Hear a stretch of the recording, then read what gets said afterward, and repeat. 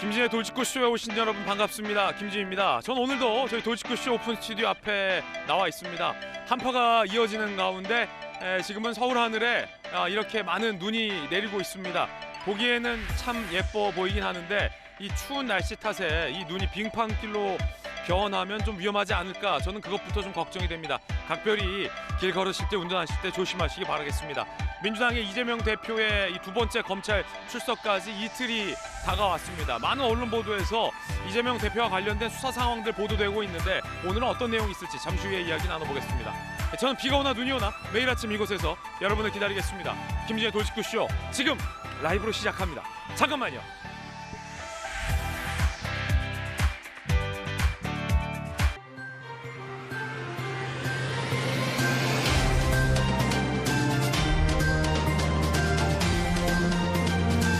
신문 읽어주는 남자입니다. 놀라운 사실 하나 말씀드리겠습니다.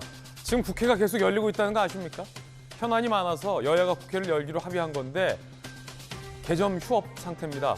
여야는 서로 비판하고 있습니다. 왜 지금 국회는 할 일도 안 하면서 열리고 있는 걸까? 잠시 후에 이야기 나눠보겠습니다. 오늘 조간신문 4가지 키워드 준비되어 있습니다. 먼저 첫 번째 키워드부터 공개하겠습니다. 첫 번째 키워드는 이겁니다. 백기. 오늘 동아일보가 오면에 쓰고 있는 기사입니다. 백기, 어떤 뉴스일까요? 함께 보시죠.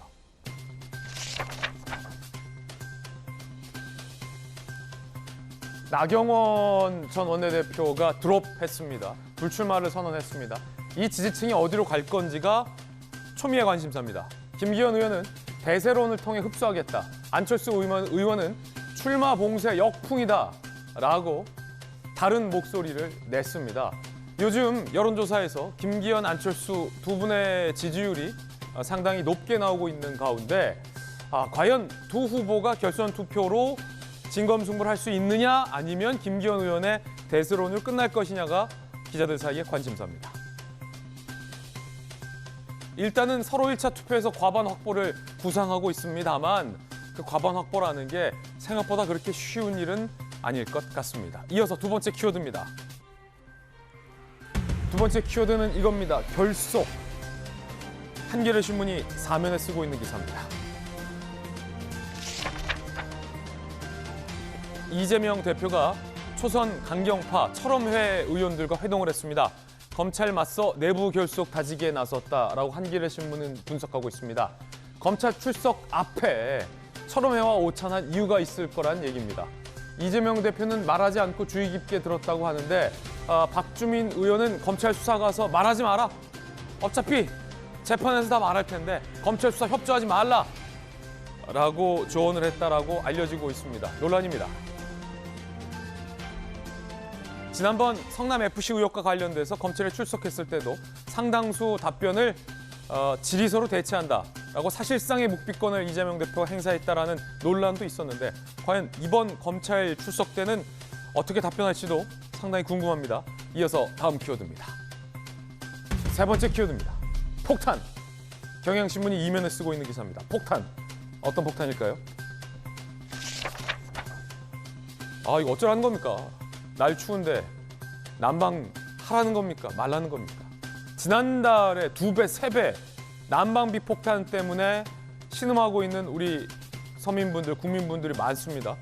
아파트 관리비 고지서가 나왔는데 난방비가 막 2~3배 뛴 겁니다. 여야는 이걸 두고 논란입니다. 문재인 정부 때 올려야 될까 안 올리고 있어서 이렇게 폭탄이 됐다라는 여당의 주장. 야당은 설 민심은 윤석열 정부가 무능하기 때문에 지금 난방비에 안 오른 게 없다라고 서로 폭탄 돌리기를 하고 있는데요.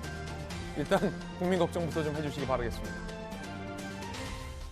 이유는 LNG 값이 급등했기 때문이라고 합니다. LNG에 대한 의존도가 지난 정부 때부터 계속 커져왔던 것은 사실인데 LNG 값이 급등하다 보니까 이렇게 난방비가 많이 나오게 된 거라고 합니다. 방법은 없습니다. 날이 따뜻해지는 방법밖에 없을 것 같습니다. 다음 키워드입니다. 이어서 다음 키워드는 의대. 조선일보가 12면에 쓰고 있습니다. 이공계 서약한 과학 영재들까지 의대 열풍. 의사 좋다고 하는데 다 의사하면 손은 누가 키웁니까? 라는 걱정입니다. 지금까지 신문 읽어주는 남자였습니다.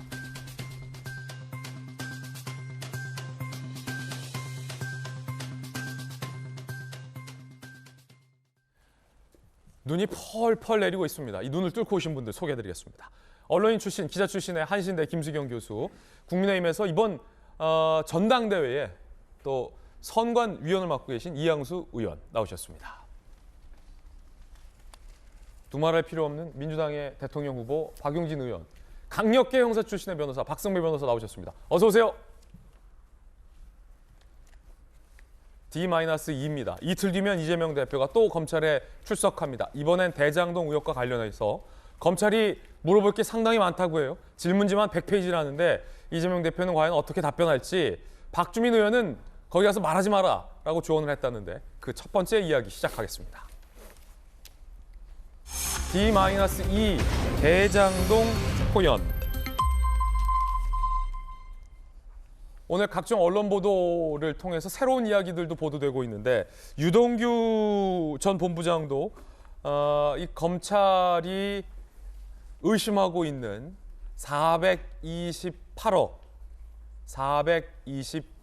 대장동 일당의 최근 공소장에 들어있는 내용이기도 했었죠. 428억을 이재명 대표 측에게 주기로 했다.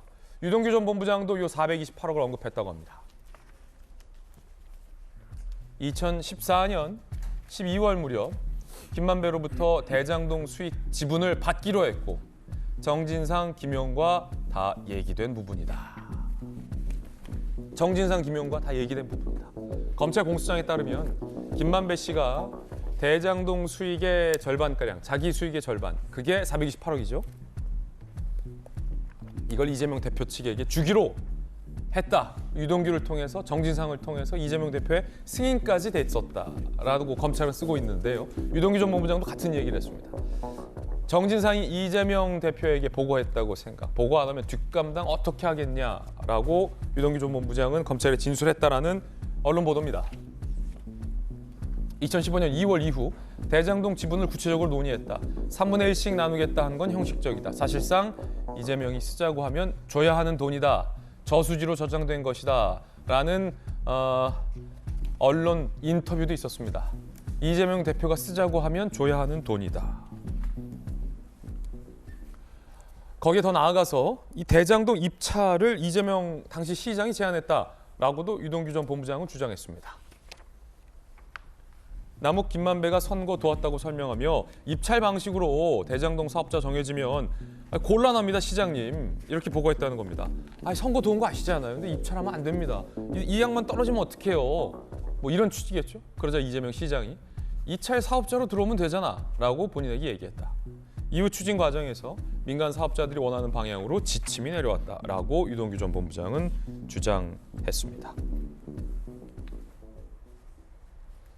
언론인 출신의 김수경 교수님, 지금 유동규 전 본부장의 검찰 진술 내용도 보도되고 있고 직접 유동규 전 본부장이 언론사와 인터뷰한 내용도 있습니다. 어떤 게 좀 의미 있다고 보세요? 그러니까 아무래도 어쨌든 유동규 씨는 그 마음을 바꿔서 진술을 번복하기 전까지만 해도 그 정진상, 김용, 김만배와 의형제를 맺은 사이였거든요. 그러니까 정치 공동체, 이익 공동체의 어떤 셈인 거죠. 그런데 이제 김문기 처장을 모른다는 이재명 대표의 말에 마음을 바꿔서 이제 진실을 이야기하기 시작했다고 보이는데 지금 어쨌든 유동규 씨는 이 돈이 428억이 나에게 어떤 귀속된 게 아니라 정진상, 김용이 함께 가지고 있는 것이고 사실 정진상, 김용이라는 것은 결국 이재명 대표, 당시 성남시장이 다 보고받고 다 승인받은 것이다. 그렇기 때문에 비록 정영학 노출록에 마치 이 돈이 다 유동규의 것인 것처럼 되어 있지만 사실은 다 이야기가 되어 있는 것이고 이재명 씨도 알았던 것인데 마치 모르는 척하면서 그 돈의 최종 목적지는 유동규였다라는 식으로 지금 얘기를 하고 있잖아요. 예. 이전에도 얘기를 했지만 그 이재명 대표의 발언이 앞뒤가 이제 안 맞기 시작하는 게 본인이 설계한 사업이고 몸통은 윤석열이고 그 돈을 가지고 가는 유동규라는 이 정말 머리, 가슴, 배가 다 다른 이야기가 만들어지다 보니까 그 부분에 대해서 아마 이재명 대표는 이번에 이제 소환 조사를 받을 때 굉장히 강하게 얘기할 것 같아요. 머리는 이재명 대표 등의 주장에 따르면 머리는 유동규, 몸통은 윤석열 대통령, 그렇죠. 이제 뭐 다 다른 거죠. 머리 가슴 배가 다 다르다. 예, 예, 다 다른 이상한 괴물 같은 이 대장동 사업의 프로젝트가 만들어진 거예요. 그렇다 보니까 이제 그 부분을 아마 이재명 대표 이번에 소환 조사를 받으면서 이 돈은 유동규 선에서 끝나는 거였지 나는 모른다라고 굉장히 강하게 주장할 가능성이 있어요. 그런데 안타까운 것은 정진상 김용에서 자르진 못할 거예요. 왜냐하면 그렇게 되면은 정진상 김용도 마음을 바꿀 수 있거든요. 난 모르고 정진상 김용이 받기로 한 돈이야라고 만약에 이렇게 얘기할 경우에는 그 이야기를 감옥에서 들은 정진상이 나를 꼬리 잘라내? 나도 그럼 진실을 말하기 시작할 거야 라고 생각할 수도 있기 때문에 아마 이 모든 돈의 귀착지는 유동규였다라고 예. 이번에 아주 강하게 주장할 가능성이 있죠. 살짝 그 성남 FC 의혹과 관련해서 이재명 대표 검찰에서 출석해서 조사받을 때 그 정진상 시장 관련해서 살짝 그런 비슷한 장면 있지 않았습니까? 검찰이 뭐 두산 등등이 작성한 문건에서 성남시가 요구하는 요구사항에 대해서 작성한 문건 등을 보여주니까 나 이 문건 처음 보는데 정진상이 그랬다는 거냐 라고 이재명 대표가 반문했다라는 장면에서 사실은 뭐 많은 해석들이 있었잖아요.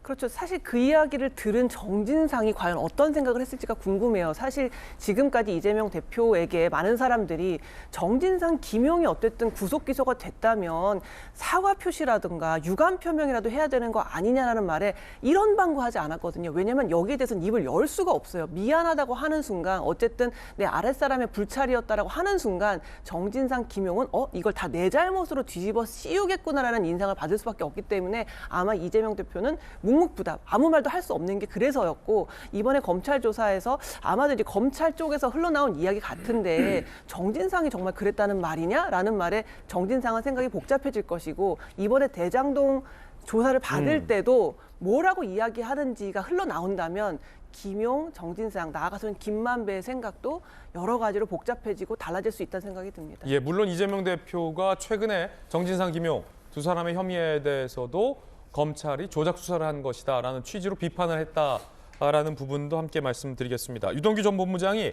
이재명 성남시장과의 일화도 공개했습니다. 툭 농담을 던져봤는데 반응이 싸늘하더라. 그때 직감했다는 겁니다. 나는 직계가 아니구나 라고 말이죠. 이재명 대표에게 당시 성남시장이겠죠. 내가 금고직이다. 시장님 저한테 잘 보이셔야겠어요. 라고 농담했는데 딱 째려보더라. 내가 실수했구나. 직계는 아니니까.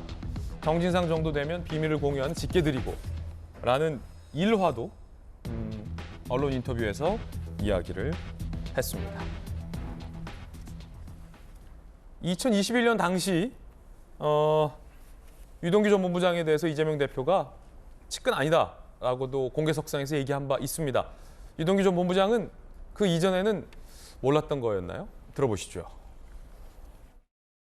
산하 기간에 무슨 중간 간부가 다 측근이면 측근 미어 터지겠죠. 그 사람이 저의 선거를 도와줬습니까? 박진상, 우동규 제가 정말 가까이 하는 참모는 동규 이렇게 표현되는 사람은 아닙니다. 미안하지만 저는 사실 뭐 측근의 개념을 정확하게 모르겠습니다만 사표 던지고 나가버린 다음에 이번에 대선 경선에도 전혀 나타나지도 않는 그런 사람입니다.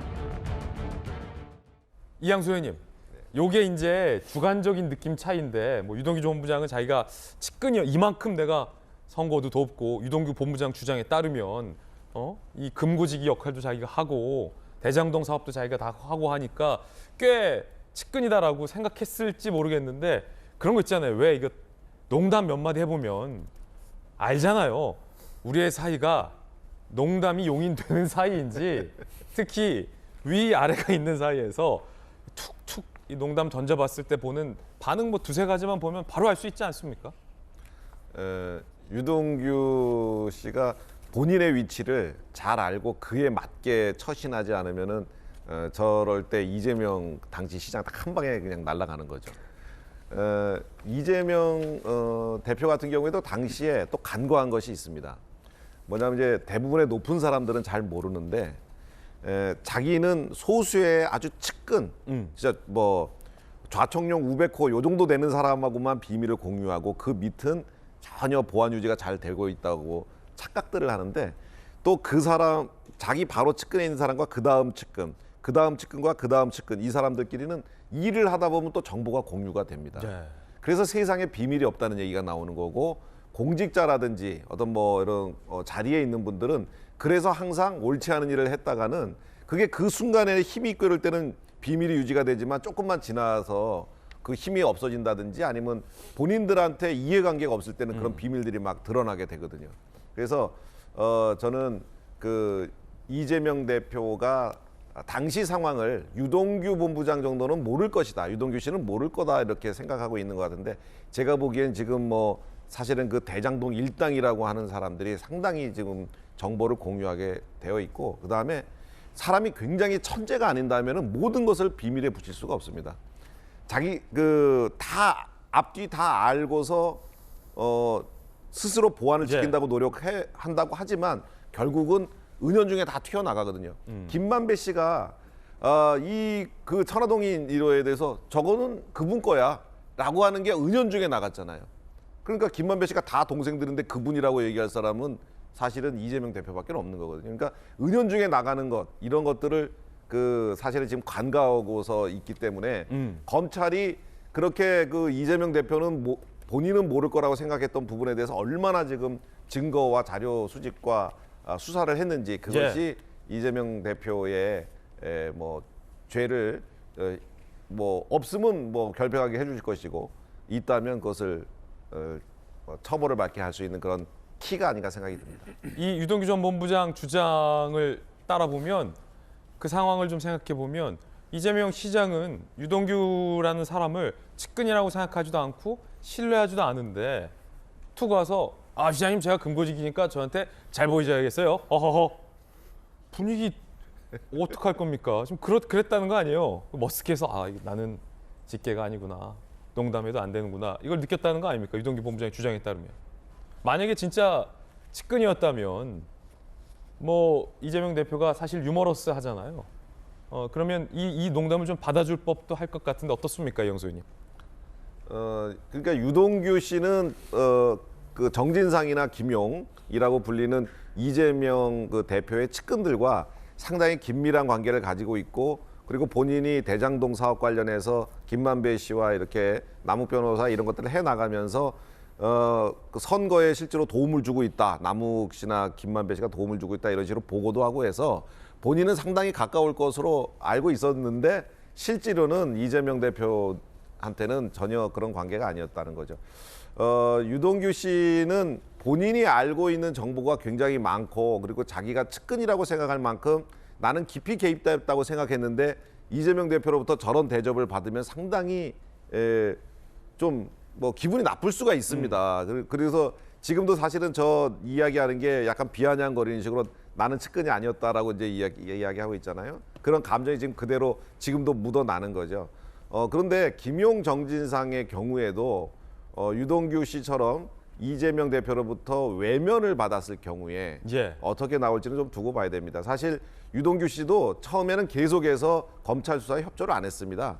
그런데 검찰 수사에 적극적으로 협조하기 시작한 작년 9월, 그러니까 수사가 시작된 지 1년이 넘어선 그 9월쯤부터 검찰 수사에 협조를 하기 시작했거든요. 근데 그 결정적 계기가 뭐냐면 그 시기에 이재명 대표가 김문기 씨에 대해서 나는 모른다라고 발언한 것이 상당히 직접적인 영향을 준 것 같아요.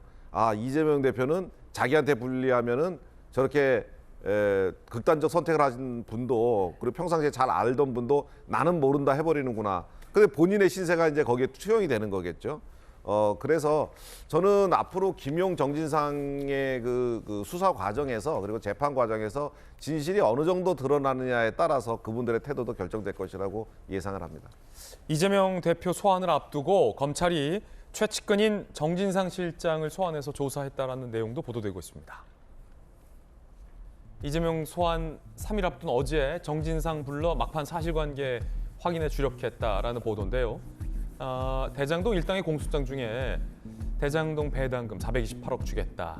서판교 터널 개설과 부지 용적률 상향해달라라고 했고 결과적으로 그게 수용이 됐다. 이 시장의 지시가 있었다. 뭐 이런 검찰의 공소장 내용인데요. 정진상을 통해서 이재명 당시 시장에게 전달이 됐다. 검찰은 공소장에 이렇게 쓰고 있죠. 강력계 형사 출신의 박선배 변호사님, 검찰이 질문할 게 많다라는 보도가 좀 많이 나오고 있어요. 특히 하이라이트는 이거 아니겠습니까? 대장동 의혹과 관련해서 대장동 일당이 김만배 씨가 자기 지분의 절반을 뚝 떼서 그게 무려 428억인데 이거 사실상 이재명 시장한테 주겠다고 유동규 통해서 정진상에게 보고 받았다고 하는데 이 시장님 보고 받았습니까? 이거 확인하는 게 가장 하이라이트 아니겠어요?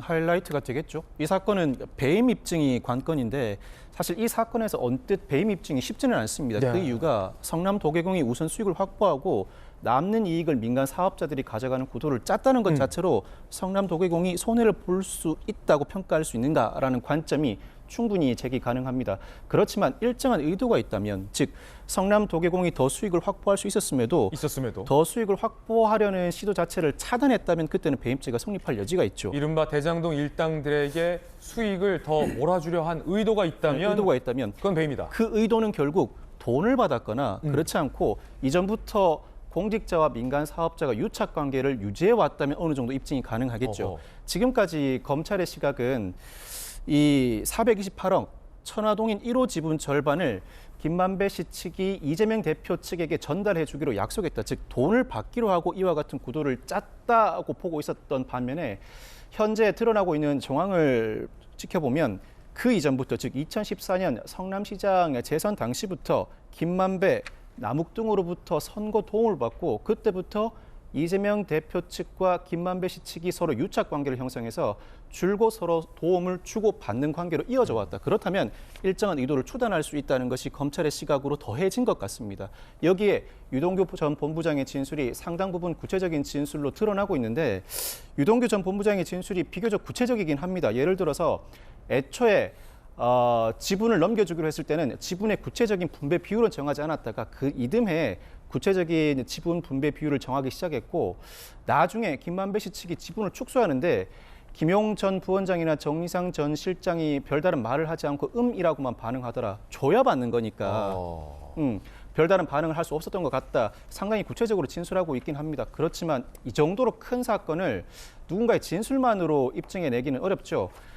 유동규 전 본부장뿐만 아니라 정진상 전 실장 등 관련자들의 진술을 통해서 일부 부합되는 부분이 있는지 검찰이 찾으려는 노력을 했을 것 같고 이 시간 관계에 따른 흐름에 따른 진술에 부합하는 물적 증거들을 확보하려고 여러모로 애를 써왔고 어느 정도는 확보했다는 판단을 했기 때문에 어느 이재명 정도 대표를 증거는 확보했다. 소환했다고 봐야 할 것 같습니다. 아마 이 사건은 이재명 대표가 기소된 이후에 구속 사건임에도 불구하고 관련자들은 구속돼 있으니까 통상 6개월 안에 재판을 끝내려는 재판부의 시도가 예상됨에도 불구하고 앞으로 1년, 2년이 더 흘러갈 수도 있습니다. 그러면 결국은 검찰과 이재명 대표 측 간의 진실 공방 양상으로 흘러갈 가능성이 상당히 높은데 재판 결과가 나오기 전에 그 국면이라면 현재 이재명 대표는 상당히 불리한 입장에 처해 있을 수밖에 없습니다. 그 그렇군요. 이유가 측근들이 이미 구속돼 있고 측근들에 대한 구속영장이 법원으로부터 범죄가 있고. 소명돼서 발부가 됐다. 예, 그리고 흘러나오는 진술들이 비교적 구체적이다 보니 재판 단계에서 이재명 대표가 더 구체적으로 반박하지 않는 이상은 현재로서는 불리한 국면이라고 평가할 수밖에 없을 것 같습니다. 예를 들어서 뭐 남욱, 유동규 등등등이 계속 구체적으로 진술하고 있는데 이재명 대표 측은 그냥 조작 수사다. 라는 크게 반박을 하고 있잖아요. 그래서 네네. 뭐가 조작된 거고 어떤 게 사실이 아니다. 이 부분을 상세하게 이재명 대표 입장에서는 반박을 해야 하는데 그런 의미에서 좀 불리할 수 있다라는 의견이었습니다. 이재명 대표가 어젯밤에 SNS를 올렸습니다. 어떤 내용일까요?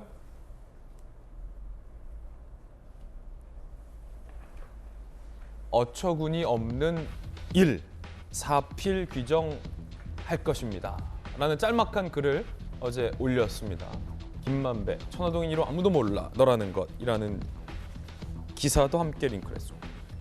박용진 의원님, 측근들이 지금 구속됐잖아요. 박성 변호사님 얘기 들어보니까. 그리고 정진상 실장 같은 경우는 일부 재산이 법원으로 동결 조치까지 됐잖아요. 그러니까 묶여 있잖아요. 범죄 수익일 수 있다는 것 때문에. 그리고 선거 당시에 대장동 일당으로부터 구체적인 금품이 전달됐다라는 혐의와 관련해서 측근 2명이 이제 구속이 됐는데 이재명 대표는 이 다 조작 수사다라고 말씀을 하시는데 어디까지가 혹시 조작이라는 겁니까? 혹시 뭐 정진상, 김용이 구속되고 돈을 받았다라는 것도 다 검찰의 조작이라고 이 대표는 보시는 겁니까?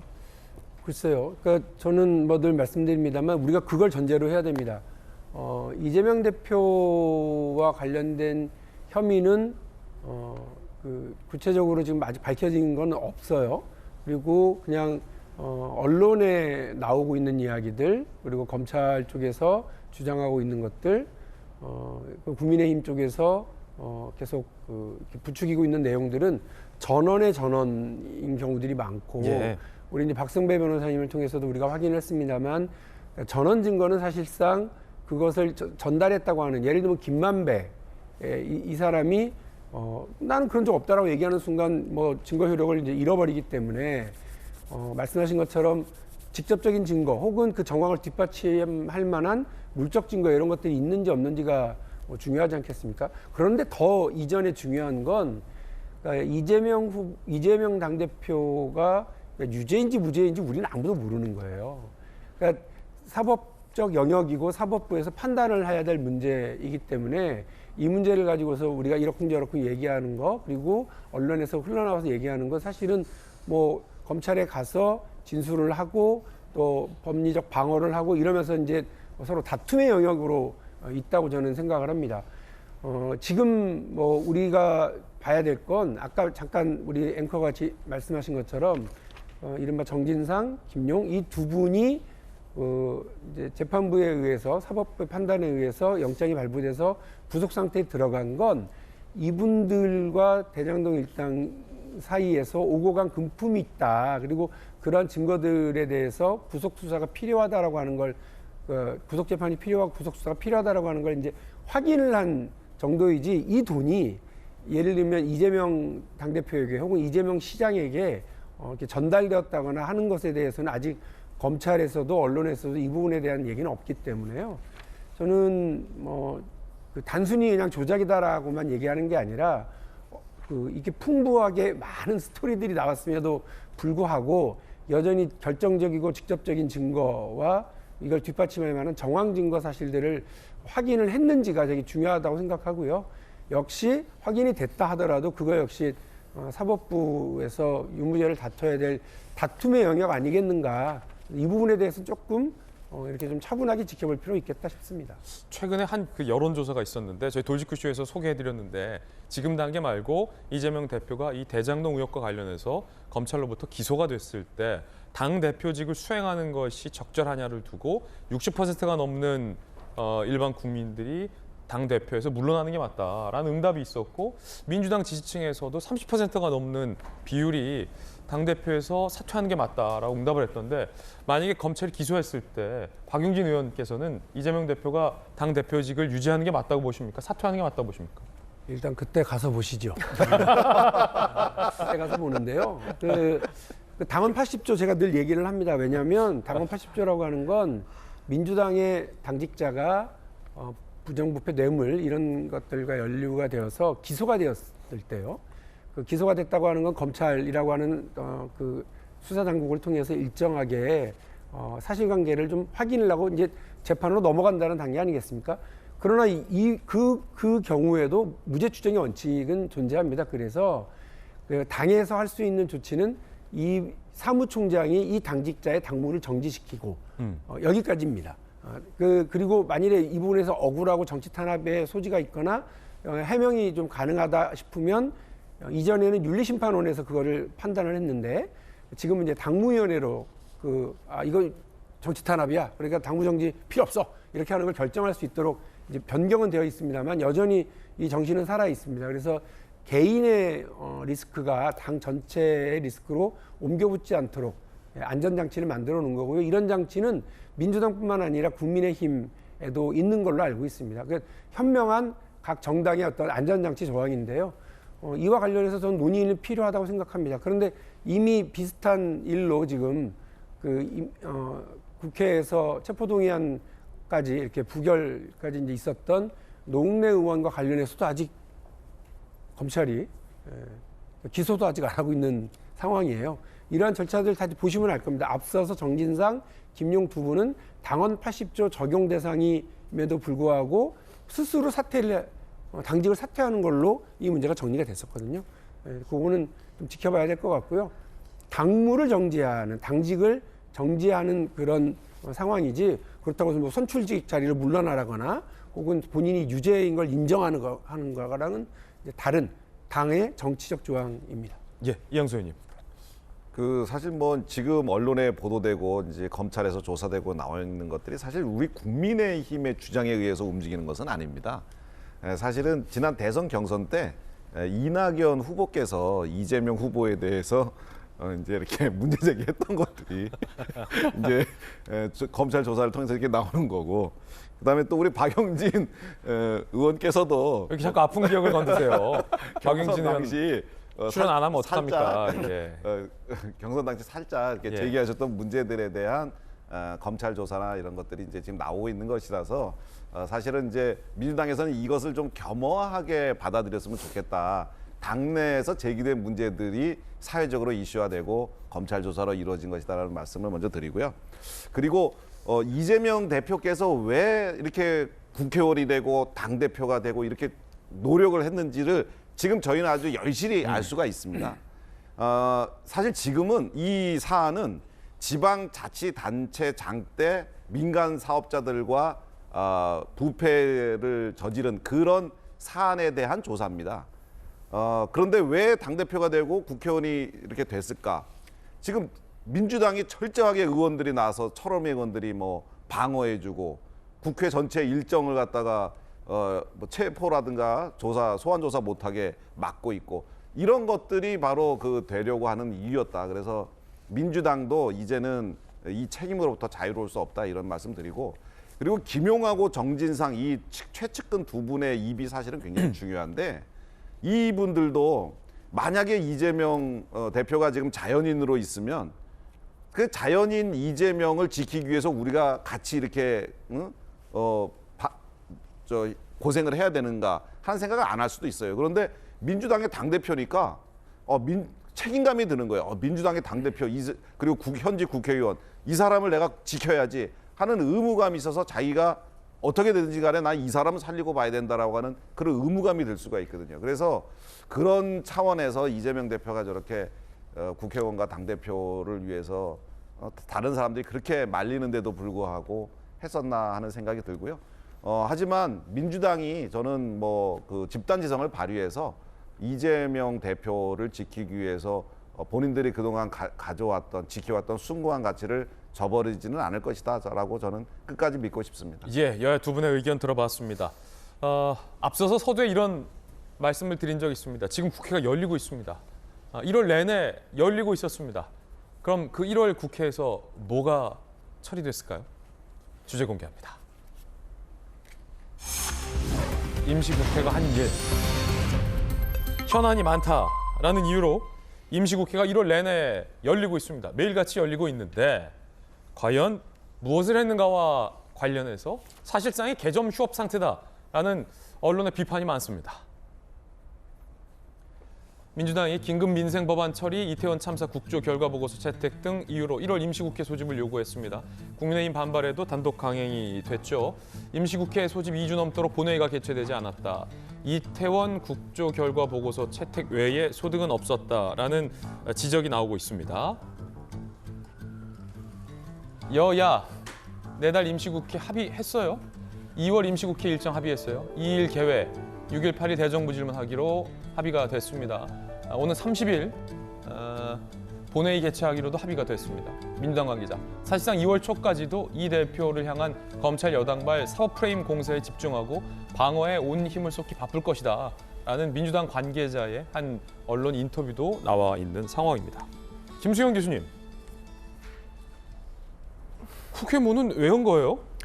하루도 안 쉬고 열 만큼 급했었나라는 생각이 드는 거죠. 이럴 것 같았으면 며칠 좀 쉬시지 그랬나 싶어요. 뭐 국회의장은 8박 10일 순방 가셨고 국회의원 상당수 수십 명도 해외 출장 같은 것들이 잡혀 있어서 많이들 해외 나갔다 오셨고요. 뭐 제대로 된 뭐 법안 처리 당연히 없었고 심지어 뭐 상임위 회의 자체도 잘 열리지 않아서 국민들이 볼 때는 한 일이 없죠. 열리고 있었나라는 거를 모르는 분들도 많이 모르는 계실 분들이 거예요. 태반일 것 같아요. 뭐 국회에서 뭐 이런 거 처리됐다, 통과됐다라는 예. 보도 자체가 안 나오다 보니까 그래서 이렇게 하루도 쉬지 못하고 긴급하게 돌아가야만 했었던 임시국회였나라는 것이 다시 한번 의문이 들고, 그렇다는 건 결국 이것은 왜 열었나? 이재명 당대표를 방탄하기 위해서 민주당이 이렇게 열 수밖에 없었던 것 아니냐라는 심증은 더욱 굳어질 수밖에 없는 것이죠. 예. 국민의힘과 정의당은 민주당을 비판하고 있습니다. 일 좀 하자는 겁니다. 방탄 그만하고. 그런데 민주당에서는 국민의힘이 협조를 안 해서 1월에 본회의가 안 열렸다. 국민의힘 때문이다. 라고 비판을 하고 있습니다. 일단 국민의힘과 정의당의 민주당을 향한 비판부터 들어보시죠. 임시국회를 열어두고 사실상 개점 휴업 상태로 방치하는 것은 국회 전체를 방패막이로 쓰겠다는 의도 오직 그뿐입니다. 길바닥에 나가 제명수호나 외치고 있을 거면 국회는 왜 열고 있습니까? 이 대표는 그만 민주당이 일할 수 있게 놓아주십시오.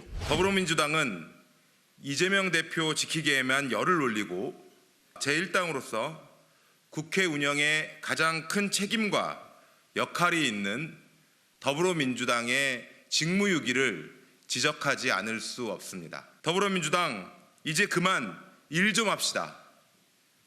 민주당이 일당답게 움직여야 국회도 뭔가 움직이지 않겠습니까?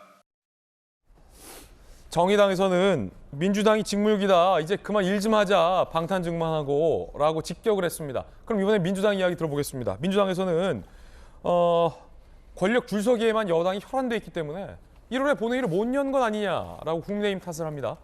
이번엔 민주당의 의견입니다. 차기 총선을 위해 사당화에만 관심인 대통령, 민심과 민생 대신 권력 쟁탈과 줄서기에만 혈안인 여당은 국민께 어떤 희망도 되지 못합니다. 이제라도 국회의원의 책무를 다해 남은 임시에 적극 협조하기를 촉구합니다. 국민의힘은 1월 국회가 열리지 못한 책임까지 야당에 떠넘기다니 부끄럽지도 않습니까? 긴급 현안 질문 요구서를 제출한 것은 더불어민주당이고 이를 거부한 것은 국민의힘입니다. 아무리 북한 무인기 안보 참사를 덮고 안보 경제 위기를 없는 일인 듯 넘어가고 싶다고 해도 야당 탓을 하는 것은 파렴치한 일일 것입니다. 지금 서로 다른 주장을 하고 있기 때문에 1월에 임시국회가 개점 휴업이었던 것, 본회의가 열리지 않았던 것은 누구 탓일까라는 것과 관련해서 민주당과 국민의힘 정의당이 서로 다른 주장을 하고 있습니다. 이럴 때는 강력기 형사에게 물어봐야 될 것 같습니다. 뭐 여야 물어봤자 어차피 똑같은 얘기할 거 아니에요. 강력기 형사께서 보시기에는 1월에 임시국회가 사실상에 열리긴 했는데 개점 휴업이었던 것, 뭐 누구 때문이라 보십니까? 모두에게 책임이 있겠죠. 둘 다에게. 예. 결국은 방탄국회라는 논란이 있긴 하지만 그 와중에도 국회를 개의했으면 쟁점 법안들은 처리를 해야 될 텐데 네. 쟁점 법안들 협의를 하겠다고 임시국회를 연 것 아니겠습니까? 예. 제가 예전에 헌법 공부를 할 때도 1월 국회는 생소하거든요. 1월은 사실상 국회 방학이에요, 통상. 예. 9월 정기국회 등이 떠오를 뿐이지 1월에 임시국회를 굳이 열었으면 그동안 쟁점 법안을 처리하지 못한 것 여야가 머리를 맞대고 수정할 부분은 과감하게 수정하고 처리할 부분은 과감하게 처리해 달라는 국민의 요구도 있었을 것 같은데 서민 현안과 관련된 쟁점 법안도 꽤 많은데 양곡관리법 등을 비롯해서 이양수 의원님 잘 아시는 네네. 기왕 연 거 협의라도 하지 네네네. 안 한 건 여야 모두의 탓이다. 나름대로 서로 책임 공방을 하고 있지만 각자의 책임이 아주 없다고 할 수는 없겠죠. 그렇군요. 국민들이 보기에는 누구 일방만의 책임이다라고 예. 판단하기는 어렵지 않을까. 이왕 열었으면 열심히 일을 해주셨으면 그래서 네. 서민 경제 어려움을 겪고 있는 많은 국민들에게 조만간에 이와 같은 법률이 시행됨으로써 우리 삶이 더 나아지겠구나라는 희망을 더 갖게 해주셨으면 하는 바람입니다. 굉장히 지혜로운 답변 주셨는데 기왕 연 거 일이나 하지. 그러면 1월에 기왕 연 건 민주당의 요청 때문이었잖아요. 현안이 많아서 기왕 열자. 근데 국민의힘에서는 방탄하려고 연 거다라고 보잖아요. 그러면 민주당에서 왜 열자고 했다고 보세요? 그래도 제가 볼 때는 두 정당 모두에게 책임이 있지만 1차적인 책임을 지라면 민주당이 책임을 져야 되지 않을까 싶습니다. 예. 그 이유가 민주당이 일당이잖아요. 여당, 야당을 떠나서 국회 운영의 주체는 일당, 민주당이라고 평가를 해야 되고 결국 개의를 했는데도 제대로 일을 하지 못했고 성과를 내지 못했다면 그 책임은 우선 민주당에게 더 많이 부과되어야 하지 않나 싶은 생각이 듭니다. 옆에 민주당 박용진 의원님. 네. 1월에 임시회의 하자고 한 거 방탄의 목적이 조금도 없어요? 질문이신가요? 질문이죠.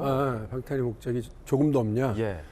농이 있다고 손 치더라도요. 네, 농이 있다고요? 있다고 손 치자고요. 그렇더라도 방금 박승배 변호사님 예. 말씀하신 것처럼 상임위는 열 수 있잖아요. 상임위는 열 수 있다. 상임위에서 그렇죠. 열어야 되고 법안 심사해야죠. 네. 법안 심사하고 또 거기서 법안 결론이 안 나더라도 토론을 열어서 쟁점을 정리하고 또 이미 상임위를 통과된 법안은 본회의를 열어서 의결을 하고 또 사회적 타협이 더 필요한 사안들에 대해서는 그 국회가 좀 집중 토론을 하고 이렇게 해야죠. 그러니까 국회가 열려 있으면 임시기회가 소집이 되어 있으면 그 자체를 방탄이라고 주장할 수 있습니다. 그럼 그때는 어쨌든 검찰이 함부로 의원들을 민주당이든 국민의힘이든 간에 의원들을 체포해 가거나 인신구속을 하거나 이러지 못하고 국회 허락을 득해야 되는 상황이 있으니까요. 그러나 그렇다고 해서 상임위를 열지 않고 법안 논의를 하지 않고 본회의를 열지 않고 라고 한다고 해서 방탄이라고 불리우는 그 임시국회가 사라지는 건 아니잖아요.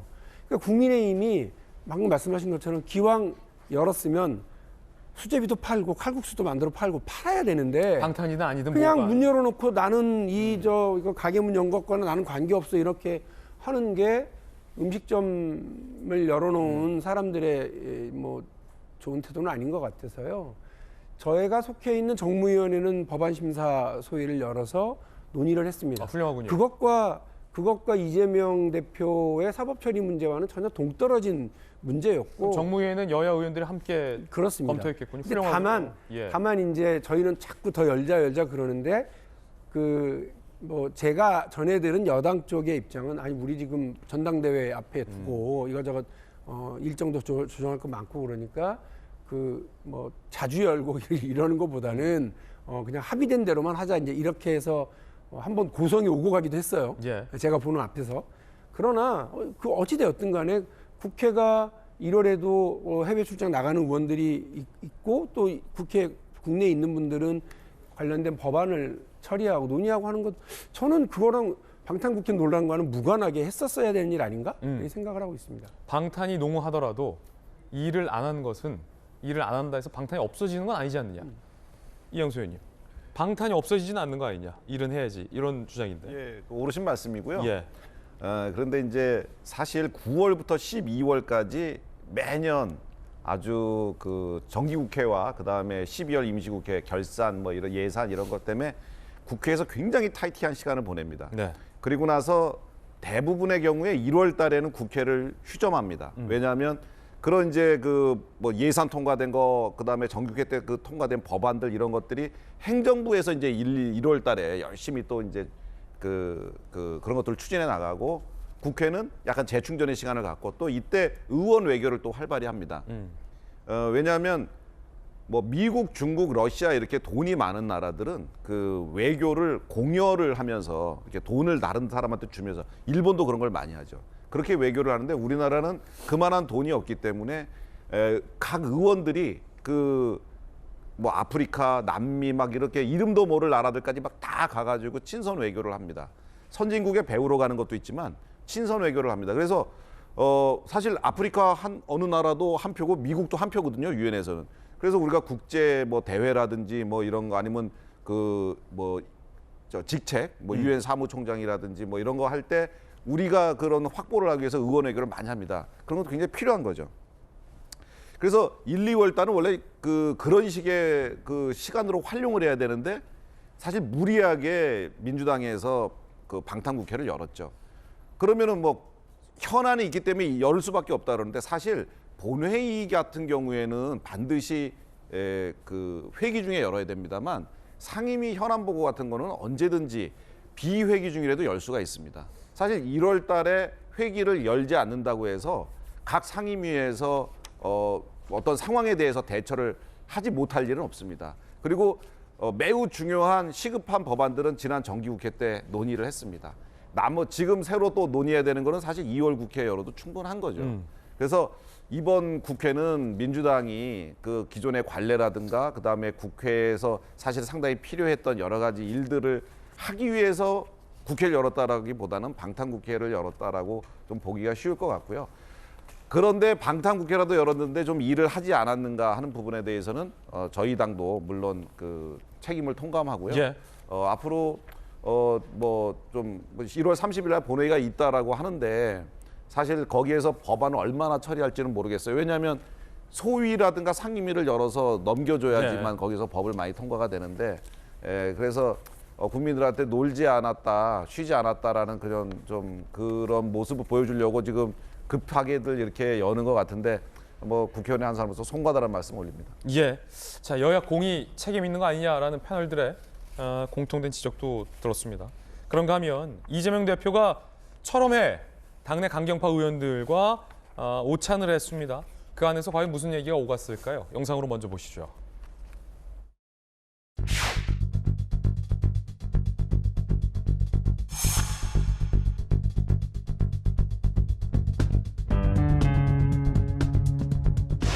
대표님 안에서 어떤 얘기 나누셨습니까? 밥 잘 먹고 갑니다. 안에서 검찰 소환조사 관련된 얘기도 하셨나요?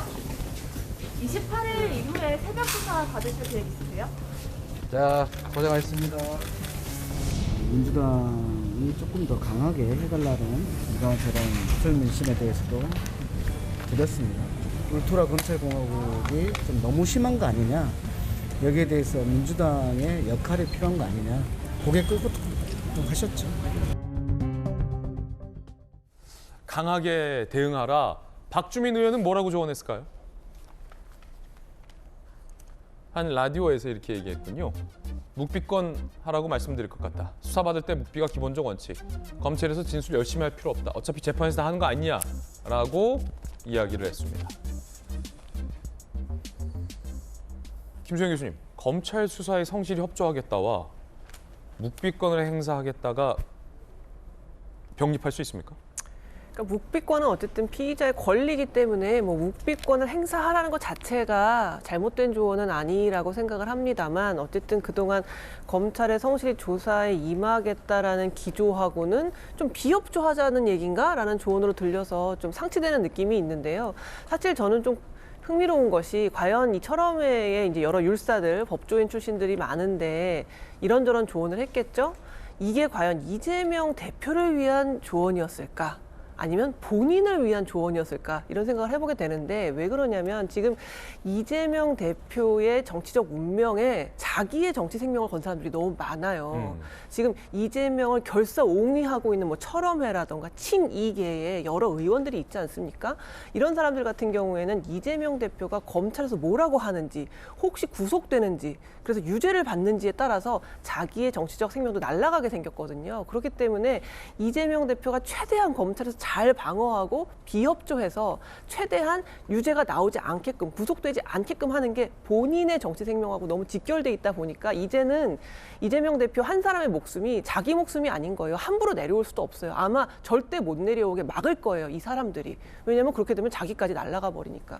그래서 지금 제가 이전에도 이제 탈 이재명 러시가 언제 시작되는지 우리가 보아야 할 것이다라는 얘기를 했는데, 이제 철험회 같은 경우는 굉장히 강경한 이재명 대표의 어쨌든 지지 그룹이기 때문에 이재명 대표도 조사를 받기 전에 이 지지 그룹으로부터 좀 기운도 받고 좀 더 민주당이 힘을 내줄 것을 좀 이야기하기 위해서 이제 철험회를 만난 것인데, 과연 국회의원이라는 사람들, 물론 여기 국회의원 분들 나와 계시지만 뭐 일반인이 볼 때는 그렇습니다. 정권을 뺏기면 뺏길지언정 국회의원들이 자기 자리가 제일 중요한 거거든요. 그렇기 때문에 아마 이 철험회나 이재명을 지지하는 국회의원들이 이재명 대표의 정치적 생명에 아주 촉각을 곤두세우고 절대 대표에서 내려오지도 못하게 할 것이고, 검찰에도 비협조하고 구속되지 않게끔 최선을 다할 것이다. 저는 그렇게 봅니다. 예.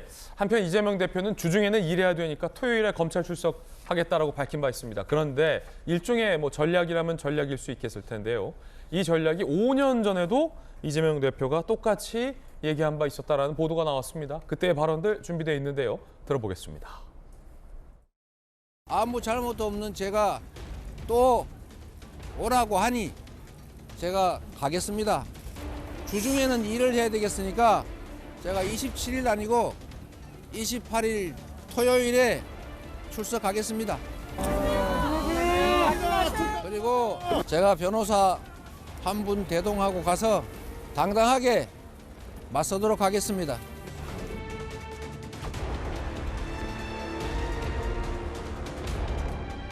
주중에 조사를 받는 것은 도정에 약간의 피해가 올 수도 있기 때문에 부득이하게 주말을 택했다는 점 양해해 주시기 바랍니다.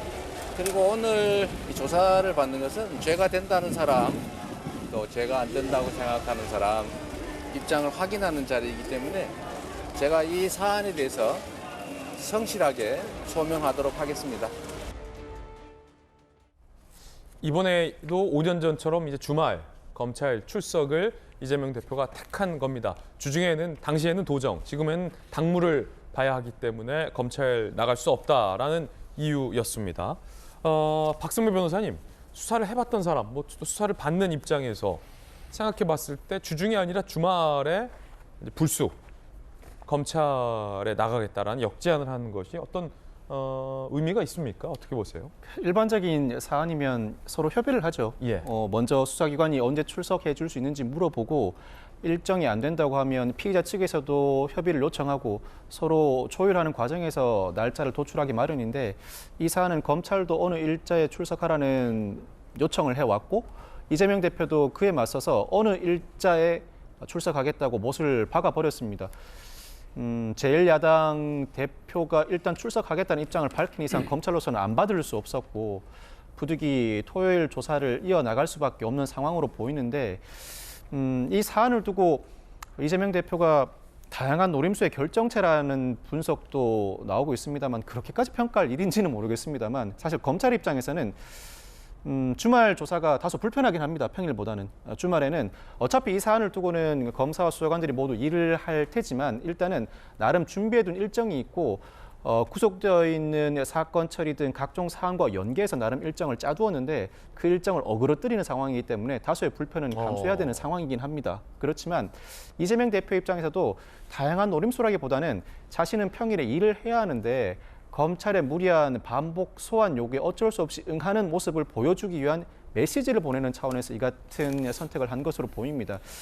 양측 모두 일단 토요일 조사는 확정된 상황이고 검찰은 다소의 불편함에도 불구하고 이재명 대표를 28일 조사를 하고 난 다음 아마 28일 조사를 마치고 나면 이재명 대표는 향후 2차 조사는 극구 거부할 가능성이 상당히 높아 보입니다. 일단은 내가 출석해서 나름대로 진술을 했고 내가 할 말은 이미 다 한 상황이기 때문에 추가 소환에는 응하지 않겠다는 입장을 상당히 고수할 가능성이 높아 보이는데 이 단계에서 즉 이미 검찰로서는 이재명 대표의 진술을 받은 상태에서 이번 토요일이 지나게 되면 이때부터는 이재명 대표를 어느 시점에 어떠한 혐의로 기소할지를 결정하는 절차만 남겨두지 않을까 싶은 생각이 듭니다. 그렇군요. 지난번 이재명 대표가 검찰에 출석했을 때는 대단했습니다. 위세가. 지도부들이 다 출동을 했고 많은 현역 의원들이 그 자리를 지켰습니다. 그리고 수많은 지지자들까지도 검찰 청사 앞에 운집을 했습니다. 이번에는 변호인만 대동하겠다고 하는데 그런데 언론 보도에 따르면 민주당 안팎에서 이재명 대표는 변호사와 홀로 가겠다고 하지만 오는 의원 막진 않겠다. 뭐 이런 얘기도 나온다고 합니다. 일단 이모경 대변인 이야기부터 들어보시죠. 변호인과 출석하겠다라고 말씀하신 그러한 부분에 있어서는 오늘도 당대표님께서는 확고한 말씀을 우리 최고위원들에게 해주셨습니다. 자발적으로 참석하시는 의원님들 같은 경우에도 아예 출석을 못하게끔 막겠다 그런 의미로 보면 되는 건가요? 일단 맞고 안 맞고의 문제가 아닌 것 같습니다. 이것은 네 의원들을 뭐 출석을 하라 같이 가자 가지 말라 막을 수는 없는 거 아닙니까? 오는 의원은 어쩔 수 없다라는 이야기로도 들리긴 합니다만 아예 원칙적으로 이건 뭐 가라 마라 당론으로 정할 사항은 아니다라는 의미로 보는 게 더 적절할 듯합니다. 그래도 결과적으로 의원들은 고민할 것 같은데 지난번에 갔던 의원들은 이번에 또 가야 되나? 지난번에 안 갔던 의원들은 이번엔 가야 하나? 지난번에 안 갔던 의원들은 이번에도 안 가야 하나? 여러 가지 뭐 고민을 할 수밖에 없는 대목 같은데 일단 이재명 대표는 홀로 가겠다라고 하고 있고 오는 의원들에 대해서 어떻게 하라라고 얘기하지는 않겠다라는 기조인데 지난번에 안 갔던 박용진 의원님 혹시 이번에는 바쁘십니까? 토요일에? 토요일 약속 많습니다. 토요일 오전 10시 반 바쁘십니까? 그렇죠. 바쁘시고 지역에 약속이 있어요? 일일이 다 말씀드려야 됩니까? 궁금했어요. 없으신 것 같은데. 이재명 대표가 저는 뭐 혼자 변호인만 같이 가겠다라고 한 거 잘 하셨다고 생각을 하고요. 예. 여러 의미에서 민주당이 그 이른바 뭐 방탄 논란 여기서 빨리 벗어나야 되는 상황이고요. 이거 이대로 그냥 가게 되면 당이 다음 총선에서 이길 수 있겠는가라고 하는 이제 걱정이 있기 때문에요. 저는 아까도 말씀드렸던 것처럼 이재명 대표의 이런 뭐 여러 혐의와 관련해서 그게 유죄인지 무죄인지 진짜로 죄가 있는지 없는지 이런 거는 우리가 알 수 있는 상황이 지금 아니고요. 법리적으로 다퉈야 될 영역들이 있는 거고 그 부분을 충실하게 수행하셨으면 좋겠다는 말씀이고 그리고 당이 예를 들어서 뭐 지난번에 한 40~50명 의원들 가셨잖아요. 100명 혹은 전원이 다 간다고 한들 그게 강력한 투쟁이 되는 게 아니고요. 피켓을 들고 이렇게 우리가 구호를 외친다고 한들 그것이 사법적인 다툼에 영향을 미치는 것도 아닙니다. 백약이 무효예요. 그건 우리끼리 힘다지기에 불과한 거고. 갈 필요 없다. 그래서 이재명 당대표가 이번에 당의 어떤 어무를 받으면서 가는 것처럼 이렇게 보이지 않도록 하기 위해서 그런 결정을 하신 건 잘한 것 같고요. 여당은 그야말로 윤심파리로 나를 지새고 야당은 이 방탄 논란으로 여러 논란에 쌓여 있게 되면 국민은 어디에 희망을 걸겠습니까? 그래서 민주당이 하루빨리 이런 면에서 민생 우선 정당으로 거듭나고 내년 총선에서 승리하는 것이 저는 최우선의 과제라고 생각합니다. 지난번에 이제 한 상당히 많은 의원들이 갔잖아요. 민주당 안에서 이런 얘기가 돌았다고요. 그러니까 안 간 의원분들 중에서 간 분들을 향해서 거기 왜 가냐라는 의견, 간 분들 중에서는 야 봐라 안 오지 않느냐 누구누구 뭐 이런 의견이 서로 뭐 좀 있었다고 하는데 어떻게 보세요? 별로 그런 얘기는 못 들어봤고요. 취재 중에 그런 얘기 어떻게 들으셨는지 모르겠습니다만 우리 흔히들 얘기하지 않습니까? 가는 사람 찾지 않고 오는 사람 말리지 않는다. 말리지 않는다. 딱 그 말이군요. 뭐 본인들이 선택해서 여러 정치적 판단 때문에 갔을 수도 있고요. 또 뭐 의리상 또 그 응원하기 위해서 이렇게 하셨을 수도 있다고 봅니다. 여야 할 것 없이 모두에게서 나타나는 이런 과정인데 다만 이제 당 대표라고 하는 지위 때문에 제가 말씀드렸던 방탄 논란 이런 것에 민주당이 계속해서 점수를 잃고 내년 총선의 승리에 여러 어려움이 생기고 하는 그런 일들은 빨리 벗어났으면 좋겠다는 것 때문에 조언을 드렸었고 이재명 당대표가 그런 우리 의원들의 조언 받아들여서 이번 검찰 출석 과정에서는 지난번과 다른 모습을 보이겠다고 한 거는 잘했다고 생각합니다. 예, 과연 이번 검찰 출석 때는 어떤 장면이 연출될까요? 지난번과 비교했을 때 얼마나 달라질까요? 상당히 궁금합니다. 좀 지켜봐야 할 것 같습니다. 이번엔 저희가 준비한 다음 순서입니다. 뜨거운 소식들 2가지 준비되어 있습니다. 첫 번째 소식부터 만나보시죠. 난방비 받으셨습니까? 지로통지서. 요즘 저 지로만 봐도 무섭다는 분들 상당히 많습니다. 난방비가 지난달에 비해 뭐 폭탄처럼 많이 나왔다는 겁니다. 2배, 많게는 3배 부과됐다는 분들도 있습니다. 시민들 반응은 어떨지 들어봤습니다.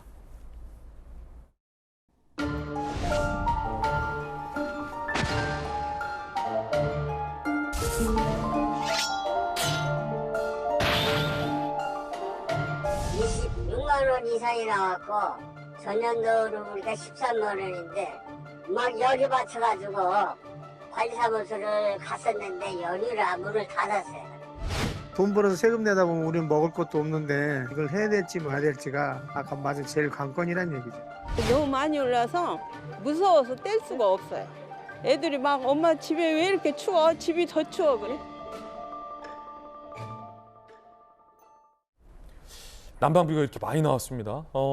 일단 여야가 이 난방비 폭탄을 두고도 얘기가 다릅니다. 이번엔 민주당 이야기부터 먼저 들어보시죠. 역대급 난방비의 폭탄으로 온 동네 집집마다 비명이 터지고 있습니다. 국민들의 아우성에도 정부는 두 손 놓고 강 건너 불구경만 하는 격입니다. 도시가스 요금이 작년 4월부터 14.2원에서 19.7원으로 4차례 인상되며 1년도 안 된 5.5원, 38%가 올랐습니다. 전기요금 또한 올해 1월 1일부터 9.5% 인상되고 분기마다 순차적으로 오를 예정입니다. 가스, 전기요금 폭탄과 불도저식 민영화로 초간 3간 다 잃어버리는 윤탱크 정권이라고 불리게 될 듯합니다. 민생 경제를 책임질 자신도 없고 살릴 능력도 없다면 차라리 정권을 반납하십시오. 그게 국민을 위한 길입니다. 난방비 폭탄과 관련해서 굉장히 강경하게 정부를 비판하고 있습니다. 이번엔 국민의힘의 이야기 들어보겠습니다. 민주당은 그럴 말할 자격이 없습니다. 불과 5년 만에 국가 채무가 1,000조 원을 넘기게 만들고 탈원전 정책으로 세계 1위이던 원전 기술과 원자력 산업 생태계를 무너뜨리고 정말 적반하장도 이런 적반하장이 없습니다. 전 정권의 에너지 정책이 잘못됐다는 그런 내용들을 다 알고 있는 상황입니다. 결국은 잘못된 에너지 정책의 후폭풍이 지금 가스요금 폭등으로 이어지고 있다는 그런 말씀입니다. 여야의 주장이 엇갈리고 있기 때문에 왜 이렇게 난방비가 많이 올랐나 강력경사 출신에게 물어보겠습니다. 아니 뭐 이렇게 난방비가 올라요? 아파트 관리비 고지서 나왔죠? 저도 보고 깜짝 놀랐습니다. 많이 나왔죠? 네, 넓지도 않은 집에 난방비가 왜 이렇게 많이 나왔는지 그 이후에 우리 애들한테도 물 좀 덜 쓰라는 이야기를 자연스럽게 할 수밖에 없게 되더라고요. 뭐 보통 일반 국민들도 이렇게 느끼는데 취약계층은 더 혹독하게 느낄 것 같고 맞습니다. 무엇보다도 보도상으로는 LNG 가격이 급상승했고 LNG 난방을 그만큼 많이 사용했기 때문이라는데 문제는 그 12월분 요금이 최근에 나온 거잖아요. 그런데 1월, 2월 요금은 그보다 더 오를 거라는 전망이 나온다는 거죠. 지금 나온 건 12월분이다. 통상 지금까지 전례에 비춰봐도 12월보다 1월 2일에 난방 사용량이 훨씬 더 높답니다. 맞아요. 12월보다 1월이 더 추웠어요. 더 춥기도 하고 그렇다면 지금도 상당히 높아서 당황스러운데 다가오는 1월, 2월 난방비가 어떻게 될지는 더 걱정일 수밖에 없고 취약계층의 시름은 더 깊어질 수밖에 없는 상황이죠. 그렇군요. LNG 값이 올랐다. 그래서 원인을 따져봤습니다. 언론 보도도 나왔습니다. 함께 보시죠. 우크라이나 전쟁으로 LNG 수입 가격이 1년 새 40.5% 급등을 했다.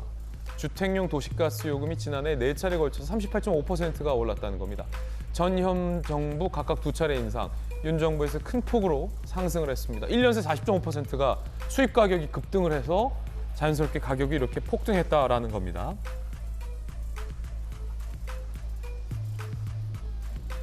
문 정부가 우크라이나 전쟁 후 대선 끝나는 1년 9개월간 요금을 동결했다. LNG 가격 상승에도 요금 조정을 억제했다. 지난해 한국가스공사 영업 손실이 전년 대비 5배가량 올랐다라는 겁니다.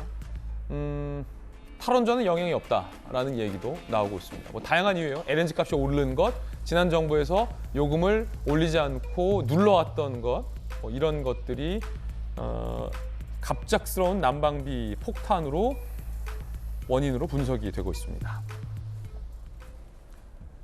김수영 교수님, 그러면 1월엔 더 많이 나온다는 거고 제일 큰 원인은 LNG 값이 오른 건데 지금 여야가 하는 얘기가 그 두 번째 이유와 관련해서 좀 공방인 것 같은데 야당에서는 이 전기료도 오르고 난방비도 오르고 국정 운영은 어떻게 이렇게 하냐, 자신 없으면 반납해라, 뭐 이런 얘기까지 하고 있는데 국민의힘에서는 문재인 정부 때 왜 안 올리다가 우리 정부로 폭탄을 넘겼냐, 지금 이런 것 같아요. 누구 말이 맞는 겁니까?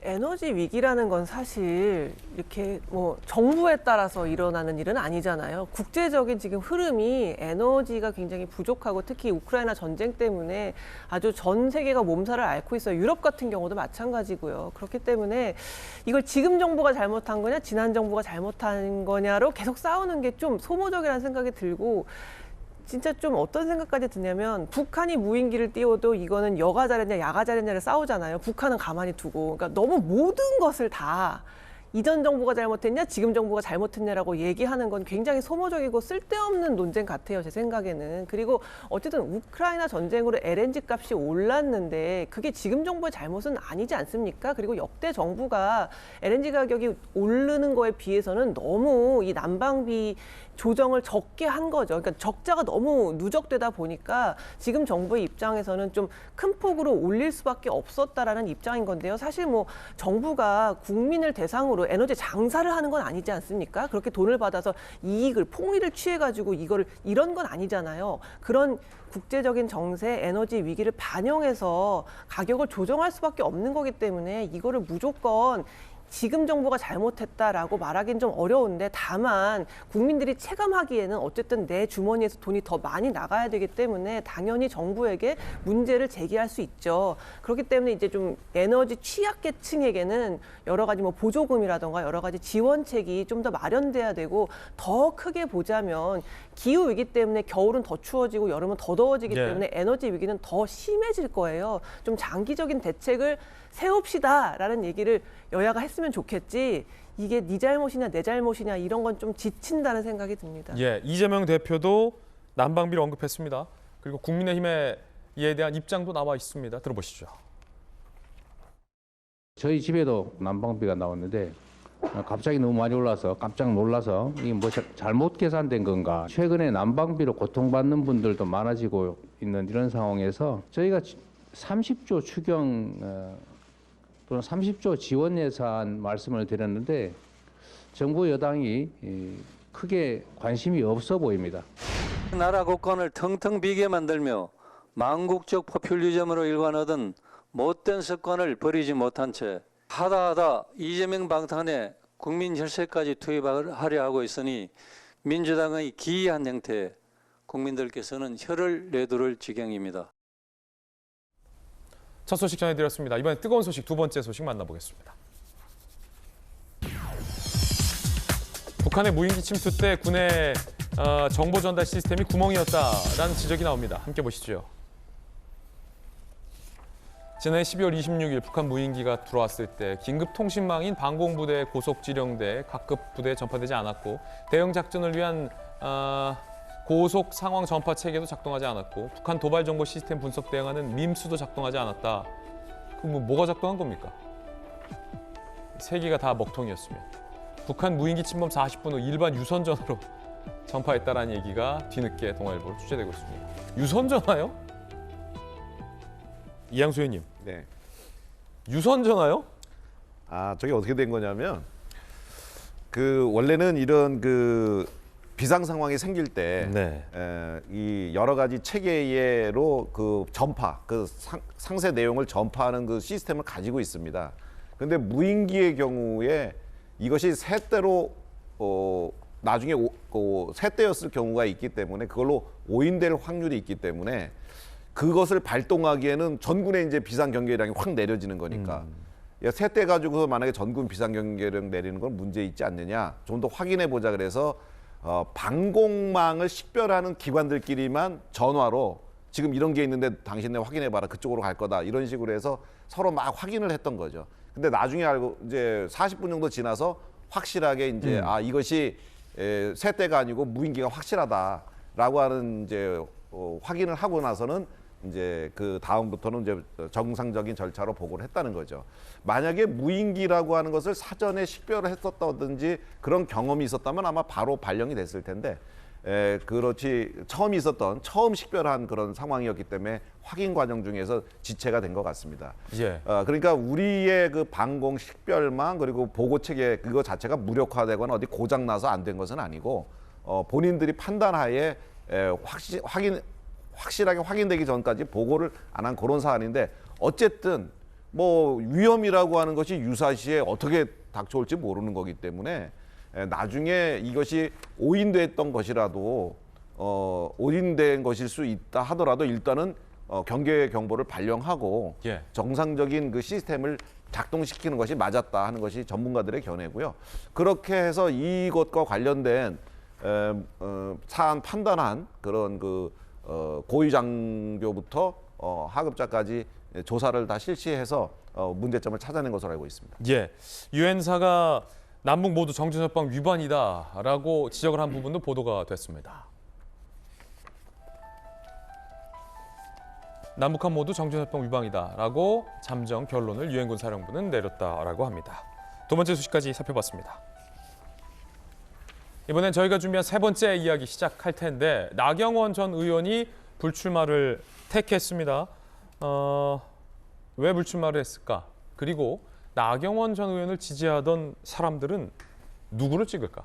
김기현, 안철수 혹은 또 다른 선택? 그 이야기 지금 시작하겠습니다. 나경원 불출마가 변수가 돼버렸어요, 이제. 나경원 100기. 일단 왜 그만뒀는지 나경원 의원 이야기 들어보시죠. 저는 이번 국민의힘 전당대회에 출마하지 않습니다.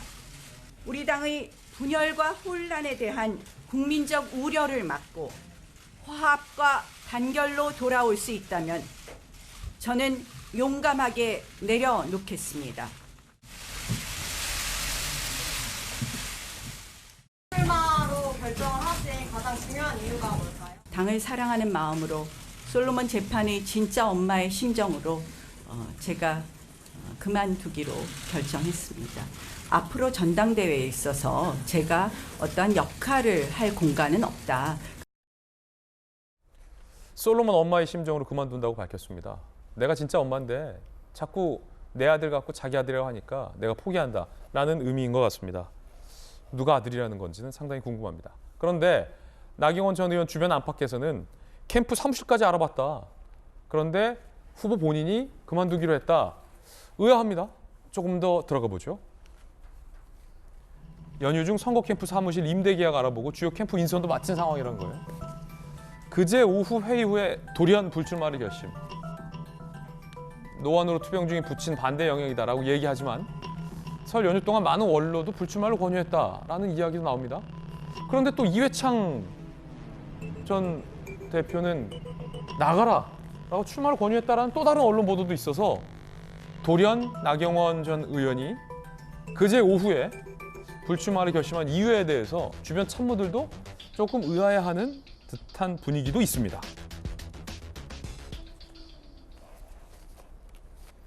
박용진 의원께서는 나경원 전 의원이 왜 갑자기 왜냐면 캠프 인선도 마쳤고 임대 계약까지 지금 알아보고 있는 상황에 그제 오후에 갑자기 안 나간다 이랬다는 거잖아요. 왜 그랬을까요?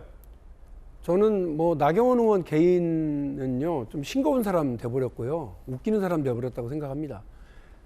어제 불출마 결정을 내렸다고 할 때 이제 뉴스로 들을 때와 지금 영상으로 볼 때 느낌이 확 다른데요. 뉴스로 들을 때는 좀 측은한 마음도 있었어요. 근데 지금 영상으로 보니까 측은한 마음도 하나도 없어요. 이게 불출마하겠다는 사람이 무슨 당사에서 기자회견을 잡아가지고 저렇게 당당한 목소리로 표현을 뭐라고 그랬더라? 용기 있게 내려놓겠습니다잖아요. 용감하게 내려놓겠습니다. 용감하게 도망치겠습니다라고 하는 얘기를 저렇게 당당하게 하는 거잖아요. 뭐 조금도 저는 이렇게 이 문제와 관련해서 좀 안 됐다 하는 그런 말씀 드리기가 어려울 것 같아요. 이거 절대 뭐 저를 예전에 명예훼손으로 걸었기 때문에 이렇게 드리는 말씀이 아니고 정치하는 사람으로서 그런 생각이 들고, 근데 중요한 건 저 그거라고 봐요. 나경원이라고 하는 정치인의 선택과 그 행동 반경을 보면 엉뚱한 사람이 이상한 일을 한다 이렇게 얘기할 수 있지만, 이거 사실은 여러분 저는 윤석열 대통령의 여당 난입 사건이라고 봐요. 사실상의 난입 수준의 그 윤석열 사당화 과정이라고 보거든요. 언제부터 봐야 되느냐면 이준석 당대표 찍어내기 과정 앤드 그 전당대회 룰 변경 과정, 100% 당식으로 바꿨잖아요. 결선 투표하는 과정. 그리고 이제 나경원 전 의원을 향해서 구박하고 이렇게 눈치 주고 하는 그 과정을 쫙 보세요, 여러분. 이게 아주 일방적이고 노골적으로, 심지어는 아주 폭력적으로 이제 윤석열 대통령의 사당으로 전환하는 과정으로 보거든요. 강 건너 불구경 이런 느낌으로 보면 민주당으로서는 좋은 느낌일 수는 있습니다만 우리 정치가 이렇게 가서는 안 되는 것 아닐까 하는 생각이 듭니다. 저 게다가 조금 놀랬던 건 이 과정에서 대통령실의 나경원 의원 비토 이 분위기가 확실해지니까 이와 관련해서 이른바 초선 의원 50명이 들고 일어나가지고 저 문제를 제기하고 나경원 의원에 대해서 공격적인 성명을 거칠게 내고 하는 걸 보면서, 아니 왜 이런 문제에 초선 의원들이 누구 하나 소신 있게 아니 왜 저 대통령실에서 이래라 저래야 합니까? 그러면서 용기 있게 얘기하는 사람은 없이 이런 집단 행동을 하는 걸 보고 참 너무 빨리 여당의 어떤 안 좋은 모습만 보이고 있다라는 생각까지 들었어요. 그러니까 나경원 의원을 향한 쪽으로 시선을 잃어버리면 이 사태의 본질, 윤석열 대통령의 여당 사당화를 위한 전당대회 난입 사건 이것에 대한 본질을 잃어버릴 가능성이 있어서 제가 콕 찍어서 말씀을 드립니다. 이양수 의원께서는 어떻게 보십니까? 글쎄요, 그 대통령실에서 직접 개입했다라고 하는 이제 말씀에는 사실 동의하기가 어렵고요.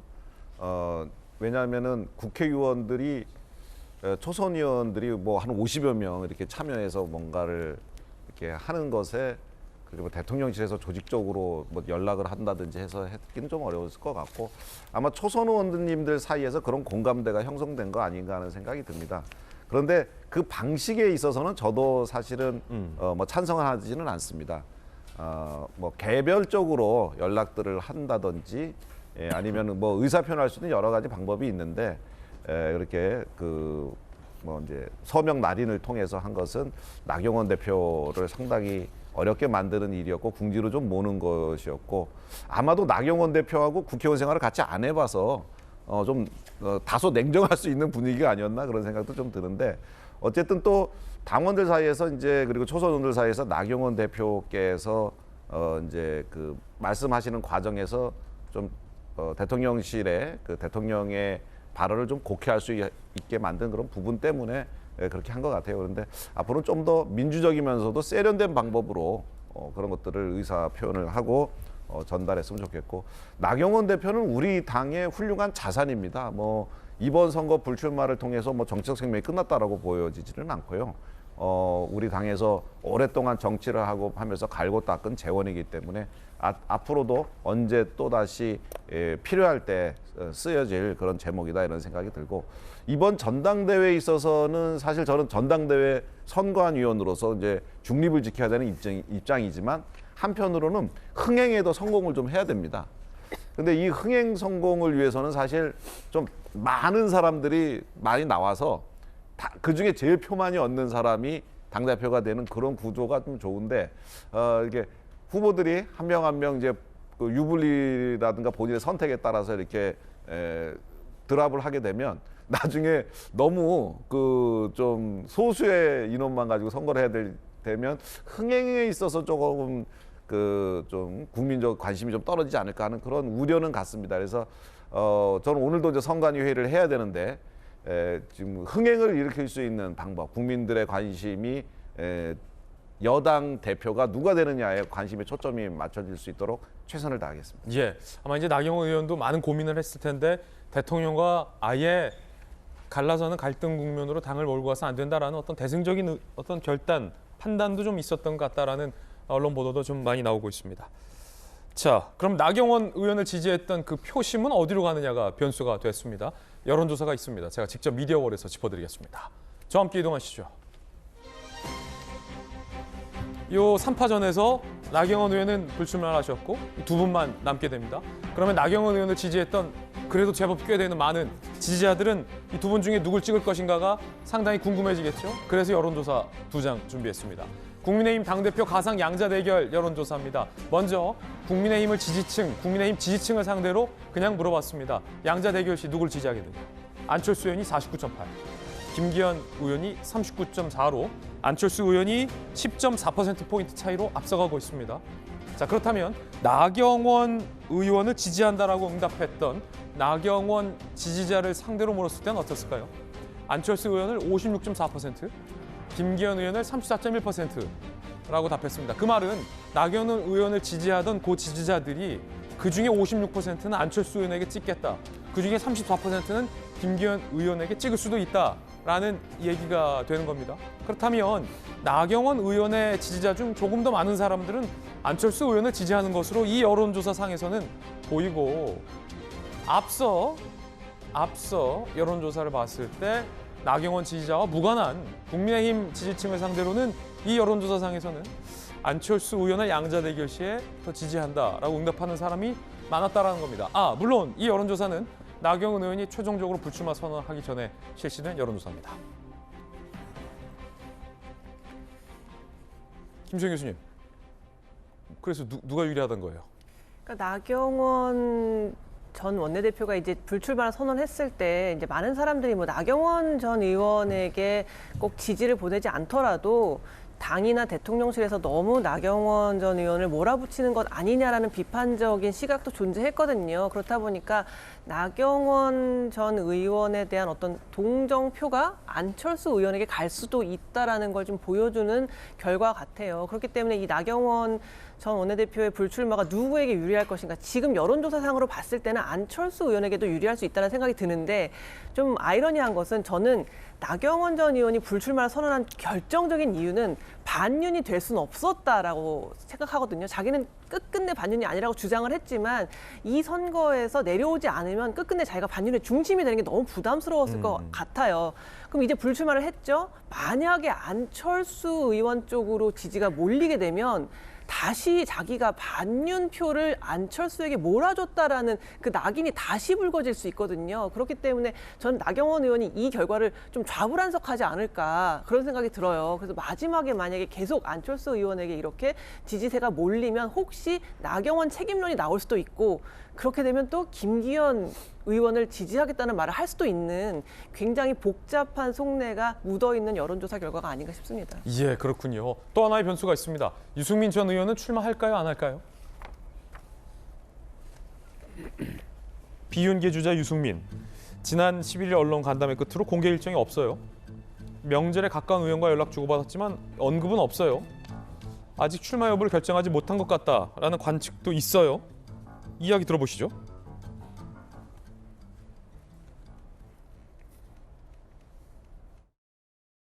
제가 저의 출마에 대해서 정말 반반이고 백지 상태 모든 거 그냥 가능성을 열어놓고 고민하고 있고 2월 초에 등록을 하니까요. 네네. 그전에는 결정해서 제 결심 밝혀야죠. 민주당이 다음 총선에서 가장 두려워하는 국민의힘 당대표, 가장 싫어하는 국민의힘 당대표가 누구냐? 접니다. 이양수 의원님, 네. 나옵니까 안 나옵니까? 어떻게 보십니까? 글쎄요, 그 뭐 유승민 의원 같이 그 고단수 정치를 하시는 분한테 그 제가 예측한다는 것이 쉽지는 않은 일입니다만 아무래도 그 전체 여론조사 할 때는 유승민 의원이 상당히 높았습니다. 특히 이제 민주당 지지자들이 유승민 의원께 표를 많이 던져줬었죠. 그랬기 때문에 이번에 100% 당원 투표로 이제 전환이 되면서 아무래도 당선 가능성은 좀 낮아지지 않나 하는 것을 고려할 것 같고요. 뭐 그럼에도 불구하고 본인의 목소리를 또 뭐 작든지 크든지 내야지만 또 다음에 또 기회가 있다 생각하면 출마할 수 있다라고 생각하기 때문에 어떻게 결론을 내리실지는 모르겠습니다만 유승민 의원께 한 가지 제가 뭐 말씀을 드린다면 앞으로 이제 그 계속 정치를 하셔야 되고 그러니까 당원들의 마음을 좀 많이 얻는 방식의 정치, 즉 민주당과 그다음에 이재명 대표와 이런 데 있어서의 문제 제기를 좀 많이 하시고 당내 문제는 또 당내 문제되도록 이렇게 균형을 맞춰서 정치를 하시면 어떠실까 하는 생각이 듭니다. 예, 의견 들어봤습니다. 저희들은 60초 광고 보고 돌아오겠습니다. 잠시 후에 뵙죠. 예, 오늘 저희가 준비한 소식 모두 다 전해드렸습니다. 저희들은 내일 아침 8시 50분에 더욱더 풍성한 소식 들고 인사드리겠습니다. 눈길이 많이 미끄러운데 조심하시기 바라겠습니다. 오늘 하루는 분명 어제보다 나을 겁니다. 좋은 하루 되십시오. 고맙습니다.